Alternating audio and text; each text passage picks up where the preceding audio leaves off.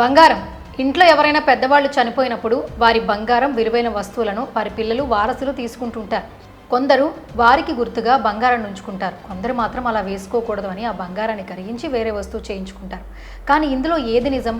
శాస్త్రాల ప్రకారం చనిపోయిన వారి బంగారం వేరే వాళ్ళు వేసుకోవచ్చా, వేసుకోకూడదా? ఇప్పుడు తెలుసుకుందాం. జ్యోతిష శాస్త్రం మన జీవితానికి సంబంధించి చాలా విషయాలు చెబుతోంది.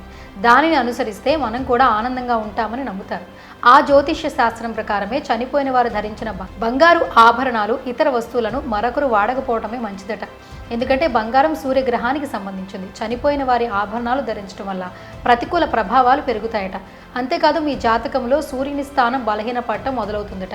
అది మీ ఆరోగ్యం గురించి, ఆర్థిక పరిస్థితి నుంచి మొత్తం ప్రభావితం చేస్తుంది. దీనికి ప్రధాన కారణం ఏంటంటే బంగారం సూర్యుని లోహం. వ్యక్తి మరణించిన తరువాత ఆ ఆభరణాల సూర్యశక్తి తగ్గుతోంది. జీవించి ఉన్న వ్యక్తి ఆ నగలను ధరించినప్పుడు ఈ ఆభరణాలు అనేక ప్రతికూల ప్రభావాలు అతని జీవితంలో కనిపించడం ప్రారంభిస్తాయి.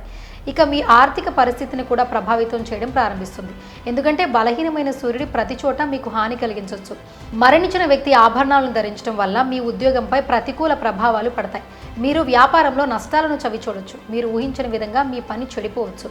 జీవించి ఉన్న వ్యక్తి ఆభరణాలను లేదా మరణించిన వ్యక్తికి ఇష్టమైన మరేదైనా వస్తువును ఉపయోగిస్తే అతని ఆత్మకు శాంతి లభించదని గరుడ పురాణం చెప్తోంది. ఇలా చేయడం ద్వారా మరణించిన వ్యక్తి ఆత్మ ఎల్లప్పుడూ సమీపంలో ఉంటుందట. మోక్షం కూడా లభించదట. ఎవరైనా ఇలా చేస్తే చనిపోయిన వ్యక్తి ఆత్మ ఆకర్షణ ఎల్లప్పుడూ జీవించి ఉన్న వ్యక్తుల పట్ల ఉంటుంది. అది పితృదోషానికి కూడా కారణం కావచ్చు. ఈ కారణంగా మరణించిన వ్యక్తి ఏదైనా ప్రియమైన వస్తువును, ముఖ్యంగా ఆభరణాలను ఉపయోగించకుండా ఉండటమే మంచిది. కావాలంటే గుర్తుగా ఒక చోట ఉంచుకోవచ్చు. లేదు ఆ వస్తువును మీరు వాడాలి అనుకుంటే శుద్ధి చేసి ఉపయోగించుకోవచ్చు. ఆ ఆభరణాలను గంగా జలంలో 24 గంటల నుంచి శుద్ధి చేసి ఆ తర్వాత వాడితే ఈ దోషాలు ఉండవట. శుద్ధి చేసిన వెంటనే కూడా వాడకూడదట. పసుపు దారంతో కట్టి 21 రోజులు పక్క నుంచి ఆ తర్వాత ధరించవచ్చట. అలా కాదు అంటే ఆ బంగారాన్ని కరిగించి మళ్ళీ కొత్తగా చేయించుకోవచ్చు. ఇక బంగారం మాత్రమే కాదు, వెండి వస్తువులైనా శుద్ధి చేయకుండా ధరించకపోవడమే మంచిది.